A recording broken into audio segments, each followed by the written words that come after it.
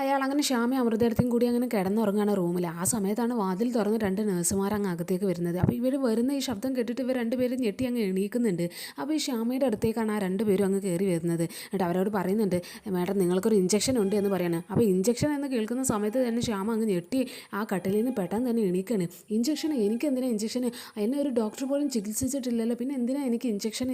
ഞാനൊരു അസുഖക്കാരിയും അല്ല എന്നൊക്കെ അങ്ങനെ പറയണേ. അപ്പോൾ ഈ രണ്ട് സിസ്റ്റർമാർ പറയുന്നുണ്ട്, ഡോക്ടർ ഞങ്ങളോട് ഇഞ്ചക്ഷൻ ചെയ്യാൻ പറഞ്ഞു, അതുകൊണ്ട് ഞങ്ങൾ ഡോക്ടർ അനുസരിക്കുന്നു എന്നൊക്കെ പറയാണ്. അപ്പോൾ തന്നെ ശ്യാമ പറയുന്നുണ്ട്, ഡോക്ടർ എന്നെ ഇഞ്ചക്ഷൻ ചെയ്യാൻ പറയണമെങ്കിൽ ആദ്യം ഡോക്ടർ എന്നെ ചികിത്സിച്ച് എനിക്ക് അസുഖം ഉണ്ട് എന്ന് പറയണം. എനിക്കൊരു അസുഖം ഇല്ലാത്ത ഒരാളാണ്, പിന്നെ ഞാൻ എന്തിനാണ് ഇഞ്ചക്ഷൻ വെക്കുന്നത് എന്നൊക്കെ ചോദിച്ച് അവരെ അങ്ങ് ചോദ്യം ചെയ്യാണ്. പക്ഷേ അവരാണെങ്കിൽ ആ ഒരു ചോദ്യം ചെയ്യലിൽ ഒന്നും മൈൻഡ് ചെയ്യുന്നില്ല. അവർ പറയുന്നത് അവർക്കോട് ഡോക്ടർ പറഞ്ഞു, അതുകൊണ്ട് അവരനുസരിക്കുന്നുണ്ട് എന്നാണ്. അപ്പോൾ തന്നെ ഈ ഒരു ബഹളമൊക്കെ കേട്ടിട്ട് ഈ അമൃതാർത്ഥയും കൂടി ശ്യാമയുടെ അടുത്തേക്ക് അങ്ങ് ഓടി വരുന്നുണ്ട്.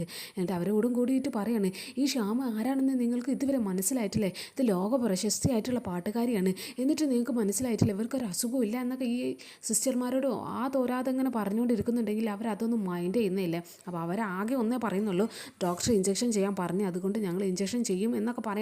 അപ്പോൾ ശ്യാം പറയുന്നുണ്ട്, അങ്ങനെയാണെങ്കിൽ ഞങ്ങൾക്ക് അതൊന്ന് കാണണം. ഇതെന്താ വെള്ളരിക്കപ്പെട്ടനാണോ? ഒരു കാര്യമില്ലാതെ വെറുതെ ഒരാളെ വന്ന് ഇഞ്ചക്ഷൻ ചെയ്ത് പോകാൻ വേണ്ടിയിട്ട് എന്നൊക്കെ ഇങ്ങനെ പറഞ്ഞ് അവരോട് അങ്ങ് പ്രതികരിക്കുകയാണ്. അപ്പോൾ ഈ സിസ്റ്റർമാർ പറയുന്നുണ്ട്, നിങ്ങൾ പ്രതികരിച്ചിട്ട് യാതൊരു കാര്യമില്ല, ഞങ്ങൾ ബലമായിട്ട് നിങ്ങളെ ഇഞ്ചക്ഷൻ ചെയ്യും എന്നൊക്കെ പറയാണ്.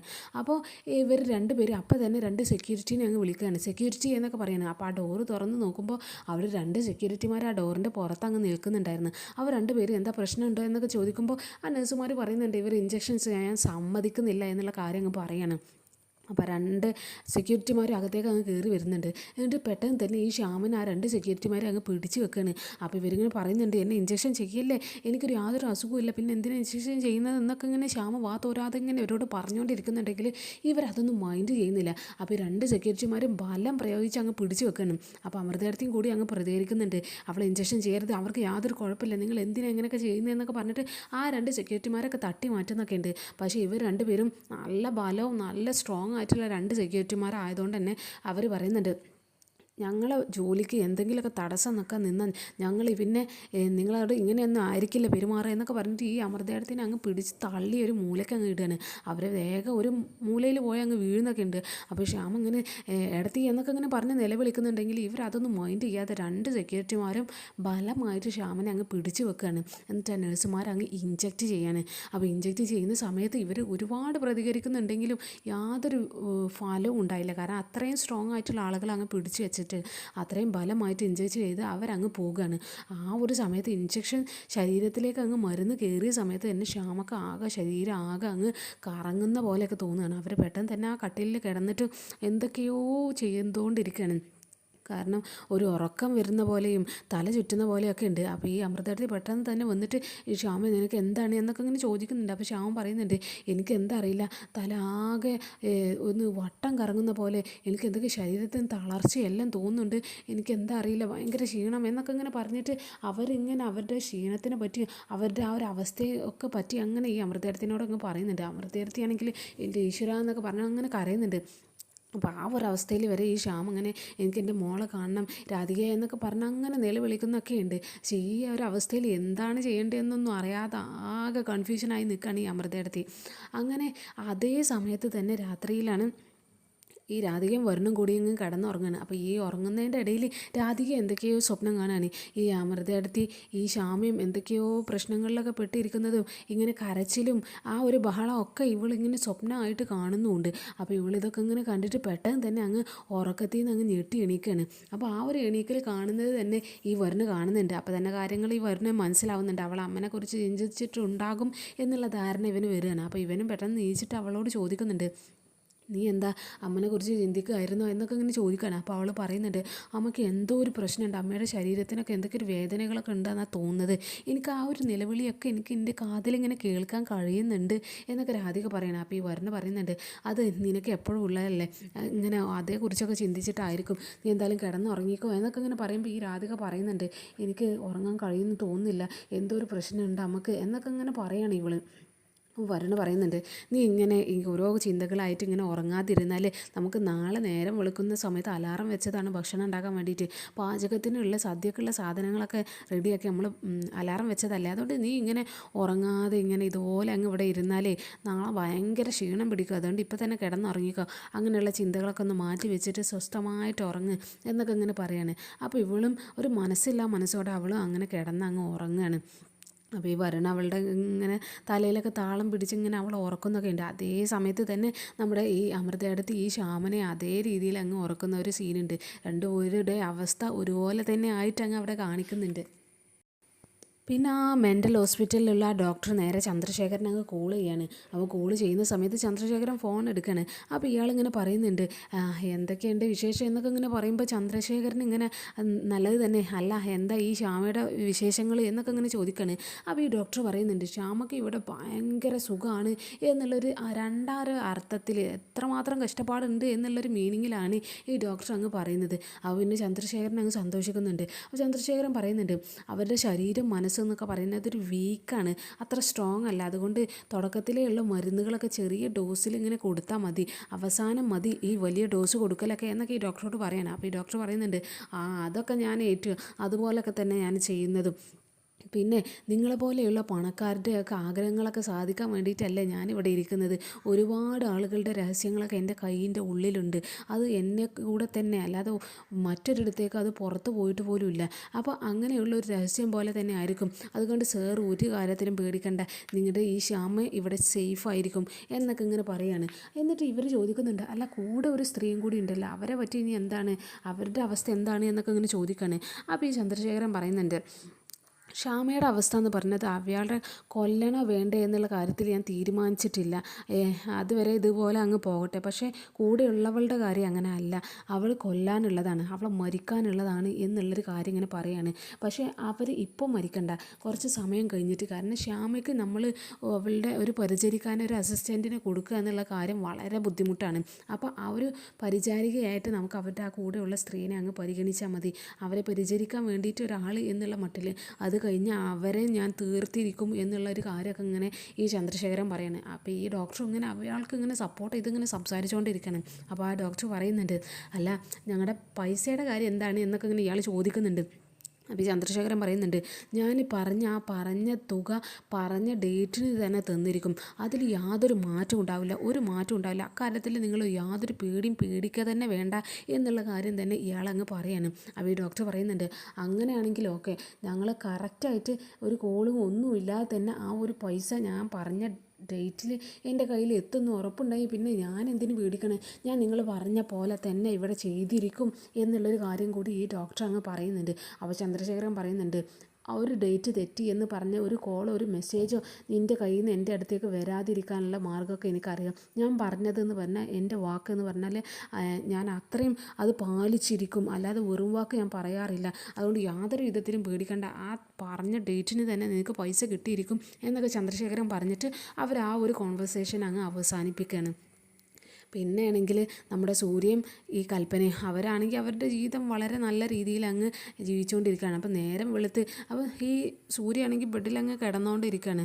ആ സമയത്ത് കൽപ്പന ഒരു ഗ്ലാസ് ചായയൊക്കെ കൊണ്ട് അവളുടെ അടുത്തേക്ക് അങ്ങ് വരുന്നുണ്ട്, അവൻ്റെ അടുത്തേക്ക്. അപ്പോൾ ഇവനിങ്ങനെ ഈ ചായ കൊണ്ട് കൽപ്പന വരുന്നതൊക്കെ കണ്ടിട്ട് സൂര്യ ചോദിക്കുന്നുണ്ട്, അതല്ല ഇതെന്താ ഈ ഒരു ചായ, ഇതുവരെ ഇല്ലാത്ത ഓരോ ശീലങ്ങളൊക്കെ ആണല്ലോ എന്നൊക്കെ ഇങ്ങനെ പറയണം. അപ്പോൾ കൽപ്പന പറയുന്നുണ്ട്, ഞാൻ ഇന്നലെ പറഞ്ഞില്ലേ നമ്മുടെ ശീലങ്ങളൊക്കെ മാറ്റാൻ പോവുകയാണ്, ഇനിയുള്ള ശീലങ്ങളൊക്കെ പുതിയ പുതിയ ശീലങ്ങളാണ് എന്നൊക്കെ ഞാൻ പറഞ്ഞതല്ലേ, അതുകൊണ്ട് ഇതാണ് നമ്മുടെ പുതിയ ശീലങ്ങൾ എന്നൊക്കെ പറഞ്ഞിട്ട് ഇവൾ ഇന്ന് മുതൽ ഇത് തന്നെ ആയിരിക്കും എല്ലാ ദിവസവും എന്നൊക്കെ പറഞ്ഞിട്ട് ആ ഒരു ചായ അവനൊക്കെ കൊടുക്കുന്നുണ്ട്. അപ്പോൾ ഇവന് പറയുന്നുണ്ട്, ഇത് നിനക്ക് ആരെങ്കിലും തന്ന ഉപദേശങ്ങളെന്തോ അല്ലല്ലോ എന്നൊക്കെ ഇങ്ങനെ ചോദിക്കുമ്പോൾ അവൾ പറയുന്നുണ്ട്, ഇതൊന്നും ഉപദേശങ്ങളൊന്നും അല്ല, പിന്നെ നമ്മുടെ ജീവിതം എന്ന് പറയുന്നത് മറ്റുള്ളവർക്ക് വേണ്ടിയിട്ട് ഇങ്ങനെ പരിഹസിച്ചുകൊണ്ടിരിക്കാനും അല്ലാതെ നമുക്ക് നമ്മുടെ ജീവിതം നല്ല രീതിയിൽ അങ്ങ് ജീവിച്ച് കളയണം എന്നൊക്കെ ഇങ്ങനെ പറയുമ്പോൾ സൂര്യ പറയുന്നുണ്ട്, ഇത് ആര് തന്ന ഉപദേശമാണ് എന്നൊക്കെ ചോദിക്കുമ്പോൾ ഇവൾ പറയുന്നുണ്ട്, ഞാൻ എൻ്റെ മനസ്സിൽ നിന്ന് എടുത്ത കാര്യങ്ങളാണ് ഞാൻ പറഞ്ഞത്, അല്ലാതെ ഇനിയായിട്ട് യാതൊരു ഉപദേശമൊന്നും ആരും തന്നിട്ടില്ല എന്നൊക്കെ ഇങ്ങനെ പറയണം. അപ്പോൾ പിന്നെ സൂര്യ ആ ഒരു ചായ ഗ്ലാസ് അവിടെ സൈഡിൽ വെച്ചിട്ട് അവളെ അങ്ങ് അവിടെ ഇരുത്തുകയാണ്. എന്നിട്ട് അവൾ പറയുന്നുണ്ട്,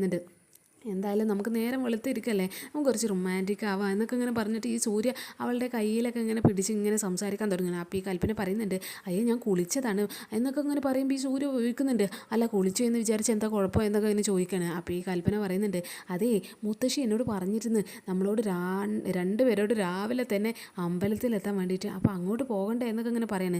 അപ്പോൾ ഈ സൂര്യക്ക് ഇങ്ങനെ ഒരു ദേഷ്യമൊക്കെ വരുന്നുണ്ട്. അപ്പോൾ സൂര്യ ഇങ്ങനെ പറയുന്നുണ്ട്, ഈ മുത്തശ്ശിക്ക് ഇപ്പോൾ ഇതെന്താ രാവിലെ തന്നെ ഇങ്ങനെ അമ്പലത്തിൽ പോകാൻ, മുത്തശ്ശി എല്ലാ കാര്യങ്ങളൊക്കെ മാറിയ കാര്യം നീ അറിഞ്ഞില്ലേ എന്നൊക്കെ ഇങ്ങനെ മുത്തശ്ശിനെ കുറിച്ച് ഇങ്ങനെ ചിന്തിക്കുകയാണ്. അപ്പോൾ ഈ കൽപ്പന പറയുന്നുണ്ട്, അതേ മുത്തശ്ശി നമ്മളുടെ രണ്ടുപേരുടെ നന്മയ്ക്ക് വേണ്ടി എന്തൊക്കെ വഴിപാടുകളൊക്കെ ഉണ്ട്, അതുകൊണ്ടാണ് നമ്മളോട് വരാൻ പറഞ്ഞത്. എന്തായാലും നമുക്ക് പെട്ടെന്ന് തന്നെ അങ്ങോട്ട് മാറ്റി പോകാം. എന്തായാലും ഞാൻ പെട്ടെന്ന് മാറ്റും, ഈ സൂര്യയാണെങ്കിൽ ഒരുപാട് ടൈം എടുക്കുന്ന ആളല്ലേ എന്നൊക്കെ ഇങ്ങനെ ഇവളിങ്ങനെ അവനെ ഇങ്ങനെ കളിയാക്കി പറയാണ്. അപ്പോൾ ഈ സൂര്യ പറയുന്നുണ്ട്, ആഹാ സ്ത്രീകളുടെ മാറ്റൽ എന്ന് പറഞ്ഞാൽ ഒരുപാട് പണി ഒരുപാട് ടൈമും ഉണ്ടാകും, അതുകൊണ്ട് ഞങ്ങൾ എന്ന് പറഞ്ഞ ഒരു ഷർട്ട് ഒരു മുണ്ട് ഇട്ടാൽ ഞങ്ങളുടെ പണി കഴിഞ്ഞ്, അതുപോലെയല്ല നിങ്ങൾ ഒരുപാട് സമയം എടുത്തിട്ടാണ് മാറ്റി കഴിയേണ്ടത് എന്നൊക്കെ അങ്ങനെ ഇവർ അങ്ങനെ അങ്ങോട്ടും ഇങ്ങോട്ടും ഇങ്ങനെ ഓരോ തമാശയൊക്കെ പറയാണ്. അപ്പോൾ അതിൻ്റെ ഒരു കൽപ്പന പറയുന്നുണ്ട്, അങ്ങനെയാണെങ്കിൽ ഞാൻ തന്നെ ആയിരിക്കും ആദ്യം മാറ്റി കഴിയുന്നത്, നമുക്കൊന്ന് പന്തയം വെക്കാം എന്നൊക്കെ പറഞ്ഞിട്ട് അവർ രണ്ടുപേരും ആദ്യം ആര് മാറ്റും എന്നുള്ള രീതിയിൽ രണ്ടുപേരും ഇങ്ങനെ ഡ്രസ്സൊക്കെ ചേഞ്ച് ചെയ്യാൻ വേണ്ടിയിട്ട് അങ്ങ് പോകുന്നൊക്കെ ഉണ്ട്. പിന്നെ നമ്മുടെ സുകുമാരി മുത്തശ്ശിയും ഈ പ്രിയങ്ക അവരുടെ ആ സിനിമയുടെ ലൊക്കേഷനിലുള്ള ഷൂട്ടിംഗ് ഇങ്ങനെ നടന്നുകൊണ്ടിരിക്കുകയാണ്. അപ്പോൾ ഒരു പോർഷന് ഷൂട്ട് ചെയ്യുന്നതെന്ന് പറഞ്ഞാൽ ഈ പ്രിയങ്കയുടെ ഒരു ഷൂട്ടിംഗ് ആണ്. പ്രിയങ്കയും വേറൊരു പെൺകുട്ടിയും തമ്മിലുള്ളൊരു കോൺവെർസേഷനാണ് ഷൂട്ടിങ്. നമ്മുടെ സുകുമാരി മുത്തശ്ശിയാണെങ്കിൽ ആ ഡയറക്ടറുടെ അടുത്ത് തന്നെ ഇങ്ങനെ ഇരിക്കുന്നുണ്ട്. അപ്പോൾ ഒരു ഷൂട്ടിങ് കാണാൻ വേണ്ടിയിട്ട്. അപ്പോൾ ഈ ഡയറക്ടർ പ്രിയങ്ക റെഡി അല്ലേ എന്നൊക്കെ ഇങ്ങനെ ചോദിക്കുമ്പോൾ അവൾ റെഡി സർ എന്നൊക്കെ ഇങ്ങനെ പറയുന്നത്. അപ്പോൾ ഇയാൾ ആക്ഷൻ പറയുന്ന സമയത്ത് ഈ പ്രിയങ്ക അവളുടെ ആ ഒരു ഡയലോഗൊക്കെ ഇങ്ങനെ പറയാണ് ആ പെൺകുട്ടിയോട്. അപ്പോൾ ഒരു റിവെഞ്ചിനെ കുറിച്ചുള്ളൊരു ഡയലോഗാണ് ആ ഒരു സംസാരം. അപ്പോൾ ആ ഒരു ഡയലോഗൊക്കെ അവൾ നന്നായിട്ട് അങ്ങ് അഭിനയിച്ച് തീർക്കുകയാണ്. അപ്പോൾ അഭിനയിച്ച് തീർക്കുന്ന സമയത്ത് ആ ഡയറക്ടർ കട്ട് എന്ന് പറയാണ്. അപ്പോൾ ഈ കട്ട് എന്ന് പറയുന്നത് കേൾക്കുന്നത് തന്നെ സുകുമാരി മുത്തശ്ശിക്ക് ഒരു ദേഷ്യം ഉള്ളതുകൊണ്ട് തന്നെ ഈ സുകുമാരി മുത്തശ്ശി അവരോട് അങ്ങ് കാര്യത്തെ സംസാരിക്കുകയാണ്, എന്തോന്ന് കട്ട് എന്നൊക്കെ ഇങ്ങനെ ചോദിക്കുകയാണ്. അപ്പോൾ ഈ ഡയറക്ടർ എന്താണ് എന്നൊക്കെ ഇങ്ങനെ ചോദിക്കുന്നുണ്ട് ഈ സുകുമാരി മുത്തശ്ശിനോട്. അപ്പം മുത്തശ്ശി അറിയുന്നുണ്ട് എന്തൊരു നല്ല രീതിയിലാണ് ഈ പ്രിയങ്ക അഭിനയിച്ചത്, അവളുടെ അഭിനയം എന്ന് പറഞ്ഞാൽ വളരെ നല്ല അഭിനയം തന്നെയാണ്, പക്ഷേ കൂടെയുള്ള പെൺകുട്ടി എന്തൊക്കെയാണ് ചെയ്ത് കൂട്ടിയത്, എന്തോ ഒരു അഭിനയമാണ് ഇത് എന്നൊക്കെ ഇങ്ങനെ പറഞ്ഞിട്ട് ആ കൂടെയുള്ള പെൺകുട്ടീനെ ഇങ്ങനെ പരിഹസിക്കുകയാണ്. അപ്പോൾ പിന്നെ ഈ ഡയറക്ടർക്ക് അങ്ങ് ദേഷ്യം വരുന്നുണ്ട്. അപ്പോൾ ഡയറക്ടർ നേരെ മുത്തശ്ശിനോട് സംസാരിക്കാതെ അവിടെ എടുത്തുള്ള 2-3 പേരുണ്ടാവും, അവരെ അങ്ങ് വിളിക്കാണ്. എടാ ശ്രീജിത്തെ, ഞാൻ എന്നോട് പറഞ്ഞിട്ടുണ്ട് എനിക്ക് ഷൂട്ട് ചെയ്യുന്ന സമയത്ത് എന്ന് പറഞ്ഞാൽ നല്ല സമാധാനമുള്ള അന്തരീക്ഷമാണ്, അത് മുടക്കാൻ നിൽക്കുന്ന യാതൊന്നും എൻ്റെ ഷൂട്ടിംഗ് ലൊക്കേഷനിൽ ഉണ്ടാവാൻ പാടില്ല, എൻ്റെ അടുത്ത് ഉണ്ടാവാൻ പാടില്ല എന്ന് ഞാൻ പറഞ്ഞതല്ലേ എന്നൊക്കെ ആ ശ്രീജിത്തിനോടാണ് ഈ ഒരു ഡയറക്ടർ അങ്ങ് കയർത്ത് സംസാരിക്കുന്നത്. അത് നേരെ മുത്തശ്ശിക്കുള്ളതാണ് എന്നുള്ള കാര്യം എന്തായാലും മുത്തശ്ശിക്ക് അങ്ങ് മനസ്സിലാവുന്നുണ്ട്. അപ്പോൾ മുത്തശ്ശി അങ്ങനെ പറയുന്നുണ്ട്, നീ എന്തോന്നടാ, ഞാൻ അവർക്ക് ചോള പോലെ പൈസ ഒക്കെ എണ്ണി കൊടുത്താണ്ടാണ് ഞാൻ ഓരോരുത്തരും ജോലി ചെയ്യിപ്പിക്കുന്നത്, അപ്പോൾ അതിനുള്ള റിസൾട്ട് എനിക്ക് എന്തായാലും കിട്ടിയിരിക്കണം എന്നൊക്കെ അങ്ങനെ ഈ ഡയറക്ടറിനോട് അങ്ങ് പറയണം. അപ്പോൾ അവനങ്ങ് ദേഷ്യപ്പെടുന്നുണ്ട്, അല്ല നിങ്ങൾ എന്താ എനിക്കെന്താ സിനിമ ഡയറക്റ്റ് ചെയ്യാൻ അറിയില്ല, എനിക്ക് എൻ്റെ ജോലി ചെയ്യാൻ അറിയില്ല എന്നാണോ നിങ്ങൾ പറഞ്ഞത് എന്നൊക്കെ ചോദിച്ച് ഈ മുത്തശ്ശിനോട് അങ്ങ് കയർത്ത് സംസാരിക്കണം. അപ്പോൾ ഇവർ രണ്ടുപേരും തമ്മിലുള്ള ഒരു സംസാരം കേൾക്കുമ്പോൾ തന്നെ പ്രിയങ്കക്ക് ആകെ ടെൻഷൻ ആവുന്നുണ്ട്, എന്തൊക്കെ ഈ മുത്തശ്ശി കാട്ടിക്കൂട്ടുന്നത് എന്നുള്ള മട്ടിലാണ് എന്തായാലും പ്രിയങ്ക നിൽക്കുന്നത്. അപ്പോൾ മുത്തശ്ശി വേഗം വേഗം മുത്തശ്ശിയുടെ അടുത്തേക്ക് അങ്ങ് ചെല്ലുകയാണ്. അപ്പോൾ സോറി സാർ മുത്തശ്ശി അറിയാതെ എന്നൊക്കെ ഇങ്ങനെ പറഞ്ഞിട്ട് ഒരു ക്ഷമാപണം ഈ പ്രിയങ്ക ഇങ്ങനെ നടത്തുന്നുണ്ടെങ്കിലും ഈ സുകുമാരി മുത്തശ്ശി അതിനെ ഒക്കെ എതിർത്താണ്ട്, എന്തോന്ന് സോറി, ഇവൻ ചെയ്തതിനാണ് ഞാൻ പറഞ്ഞത്, ഇവൻ എന്താ ആരോടും മിണ്ടാനും പറ്റില്ലേ, നമുക്കെന്താ ഇവനോട് മിണ്ടാനും പറ്റില്ല, ഇവനോടൊന്ന് സംസാരിക്കാനോ പ്രതികരിക്കാനോ ഒന്നും പറ്റില്ല, ഇവൻ ആരാ ഈ മേലേന്ന് പൊട്ടി അങ്ങ് താഴേക്ക് വന്ന ആളാണോ എന്നൊക്കെ ഇങ്ങനെ ചോദിച്ച് സുകുമാരി മുത്തശ്ശി അവനെ അങ്ങ് കയർത്ത് അങ്ങ് സംസാരിക്കണം. അപ്പോൾ ആ ഒരു സംസാരം കേൾക്കുന്ന സമയത്ത് തന്നെ ഇവൻ പറയുന്നുണ്ട്, അല്ല ശരിക്കും നിങ്ങളുടെ പ്രശ്നം എന്താണ്, നിങ്ങൾ എന്തിനാണ് ഇങ്ങനെ ഓരോ പ്രശ്നങ്ങളൊക്കെ ഉണ്ടാക്കിക്കൊണ്ടിരിക്കുന്നത്, നിങ്ങളുടെ പറഞ്ഞു വരുന്നത് എന്താ, എനിക്ക് സിനിമയിൽ ഈ ഡയറക്ഷൻ ചെയ്യാൻ അറിയില്ല എന്നാണ്, അങ്ങനെയാണെങ്കിൽ നിങ്ങൾ ഏതെങ്കിലും ഒരു പോർഷനെങ്കിലും ഒറ്റൊരു സീന് നിങ്ങളൊന്ന് ഡയറക്റ്റ് ചെയ്ത് കാണിക്ക്, എനിക്കതൊന്ന് കാണണം എന്നൊക്കെ ഇങ്ങനെ പറഞ്ഞ് അവരോട് അങ്ങ് കാലത്ത് സംസാരിക്കുന്നുണ്ട്. എന്നിട്ട് ഇയാളിങ്ങനെ പറയുന്നുണ്ട്, നിങ്ങൾക്കൊരു വിചാരം ഉണ്ടാവും എവിടുന്ന് ആരൊക്കെയെ പറ്റിച്ചു കണ്ട് കുറച്ച് പൈസ ഉണ്ടാക്കി കൊണ്ടുവന്നാൽ ഒരുപാട് പേര് നിങ്ങൾ ചിരിക്കുന്നതിനനുസരിച്ച് ചിരിക്കാനും നിങ്ങൾ കണ്ണുരുട്ടുമ്പോൾ പേടിക്കാനും ഒക്കെ ആളുകളുണ്ടാകും, പക്ഷേ എന്നെ ആ കൂട്ടത്ത് കൂട്ടണ്ട, നിങ്ങൾ ആരെയോ പറ്റിച്ച് കൊണ്ടുവന്ന ഈ പൈസയുടെ മേലിൽ അങ്ങനെ ചമഞ്ഞിരുന്നിട്ട് എല്ലാം നേടാൻ കഴിയും എന്നുള്ളൊരു അഹങ്കാരം ഉണ്ടല്ലോ, അത് നിങ്ങളുടെ തോന്നലാണ് എന്നുള്ള കാര്യമൊക്കെ പറയുകയാണ് ഈ സുകുമാരി മുത്തശ്ശിനോട്. അപ്പോൾ തന്നെ സുകുമാരി മുത്തശ്ശിക്ക് വേണ്ടായിരുന്നു എന്നുള്ള ഒരു മട്ടിലൊക്കെ നിൽക്കുക. അപ്പോൾ ഇവരുടെ ഈ ഒരു വാക്കേറ്റം കേൾക്കുന്ന സമയത്ത് തന്നെ വേറൊരാൾ വന്നിട്ട് ഇങ്ങനെ ഡയറക്ടറോട് പറയുന്നുണ്ട്, സർ ഞാൻ സംസാരിക്കാം എന്നൊക്കെ ഇങ്ങനെ പറയുമ്പോൾ ഈ ഡയറക്ടർ അയാളെ അങ്ങ് തള്ളി മാറ്റാണ്. വാറടെ ഞാൻ തന്നെ സംസാരിക്കട്ടെ എന്നൊക്കെ ഇങ്ങനെ പറഞ്ഞിട്ട് ഈ ഡയറക്ടർ വരുന്നുണ്ട്.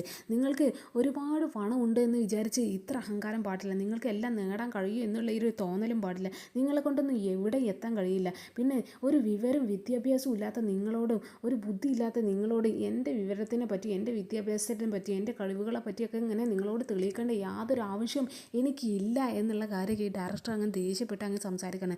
അവസാനം ഈ സുകുമാര മുത്തശ്ശിയുടെ അങ്ങനെ വായ അടയാണ്. അത് സുകുമാര മുത്തശ്ശി പറയുന്നുണ്ട്, ഓ എന്താ ഒരു ചൂട്, വല്ലാത്തൊരു ചൂട്, ഞാൻ എന്തായാലും ആ റൂമിൽ പോയി ഒന്ന് കുറച്ച് നേരം വിശ്രമിക്കട്ടെ മോളെ എന്നൊക്കെ ഇങ്ങനെ പറഞ്ഞിട്ട് പ്രിയങ്കരനോട് പറഞ്ഞു എല്ലാം അവിടെ നിന്ന് അങ്ങ് സ്കൂട്ടായി അങ്ങ് പോവുകയാണ്.